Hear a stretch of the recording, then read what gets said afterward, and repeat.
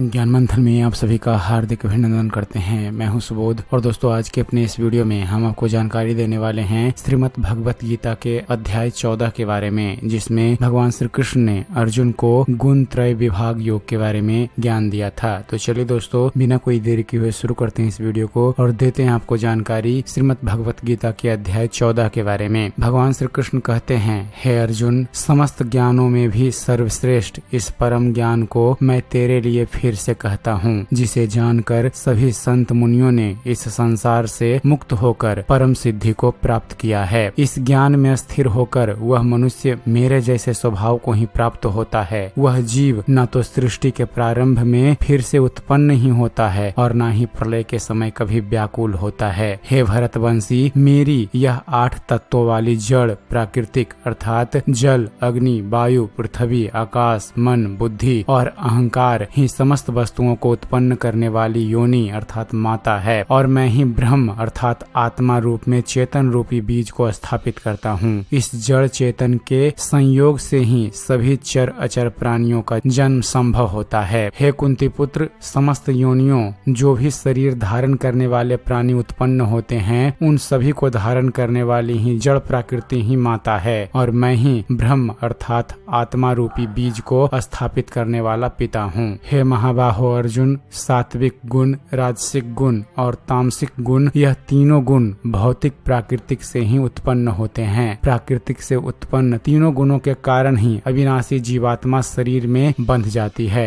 हे निष्पाप अर्जुन, सतोगुण अन्य गुणों की अपेक्षा अधिक शुद्ध होने के कारण पाप कर्मों से जीव को मुक्त करके आत्मा को प्रकाशित करने वाला होता है, जिससे जीव सुख और ज्ञान के अहंकार में बंध जाता है। हे कुंती पुत्र, रजोगुण को कामनाओं और लोभ के कारण उत्पन्न हुआ समझ, जिसके कारण शरीरधारी जीव सकाम कर्मों अर्थात फल की आसक्ति में बंध जाता है। हे भरतवंशी अर्जुन, तमोगुण को शरीर के प्रति मोह के कारण अज्ञान से उत्पन्न हुआ समझ, जिसके कारण जीव प्रमाद अर्थात पागलपन में व्यर्थ के कार्य करने की प्रवृत्ति, आलस्य अर्थात आज के कार्य को कल पर टालने की प्रवृत्ति और निद्रा अर्थात अचेत अवस्था में न करने योग्य कार्य करने की प्रवृत्ति द्वारा बंध जाता है। हे अर्जुन, सतोगुण मनुष्य को सुख में बांधता है, रजोगुण मनुष्य को सकाम कर्म में बांधता है और तमोगुण मनुष्य के ज्ञान को ढककर प्रमाद में बांधता है। हे भरतवंशी अर्जुन, रजोगुण और तमोगुण के घटने पर सतोगुण बढ़ता है, सतोगुण और रजोगुण के घटने पर तमोगुण बढ़ता है। इसी प्रकार तमोगुण और सतोगुण के घटने पर तमोगुण बढ़ता है। जिस समय इसके शरीर सभी 9 द्वारों अर्थात 2 आँखें, 2 कान, 2 नथुने, मुख, गुदा और उपस्थ में ज्ञान का प्रकाश उत्पन्न होता है, उस समय सतोगुण विशेष बुद्धि को प्राप्त होता है। हे भरतवंशियों में श्रेष्ठ, जब रजोगुण विशेष बुद्धि को प्राप्त होता है तब लोभ के उत्पन्न होने के कारण फल की इच्छा से कार्यों को करने की प्रवृत्ति और मन की चंचलता के कारण विषय भोगों को भोगने की अनियंत्रित इच्छा बढ़ने लगती है।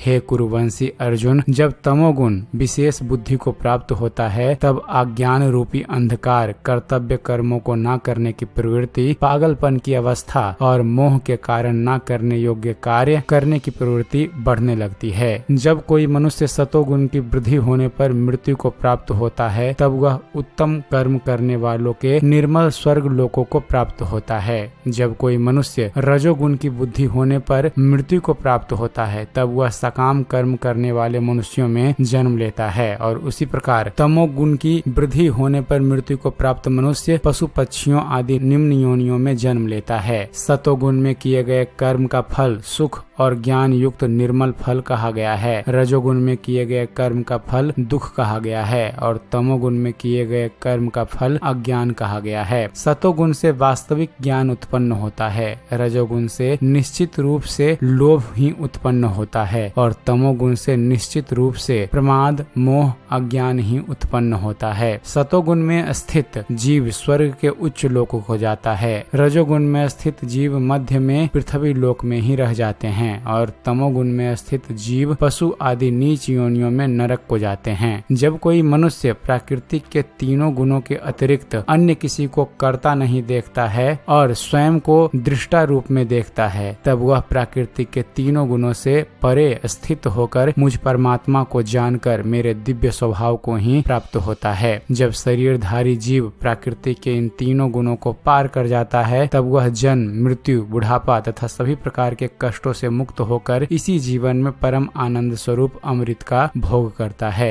तब अर्जुन ने भगवान श्री कृष्ण से पूछा, हे प्रभु, प्राकृतिक के तीनों गुणों को पार किया हुआ मनुष्य किन लक्षणों के द्वारा जाना जाता है और उसका आचरण कैसा होता है तथा वह मनुष्य प्राकृतिक के तीनों गुणों को किस प्रकार से पार कर पाता है। तब श्री भगवान ने कहा, जो मनुष्य ईश्वरीय ज्ञान रूपी प्रकाश अर्थात सतोगुण तथा कर्म करने में आसक्ति अर्थात रजोगुण तथा मोह रूपी अज्ञान अर्थात तमोगुण के बढ़ने पर कभी भी उनसे घृणा नहीं करता है तथा समान भाव में स्थित होकर न तो उनमें प्रवृत्त ही होता है और न ही उनसे निवृत्त होने की इच्छा ही करता है, जो उदासीन भाव में स्थिर रहकर किसी भी गुण के आने जाने से विचलित नहीं होता है और गुणों के ही कार्य करते हुए जानकर एक ही भाव में स्थिर रहता है, जो सुख और दुख में समान भाव में स्थिर रहता है, जो अपने आत्म भाव में स्थिर रहता है, जो मिट्टी, पत्थर और स्वर्ण को एक समान समझता है, जिसके लिए न तो कोई प्रिय होता है और न ही कोई अप्रिय होता है, तथा जो निद्रा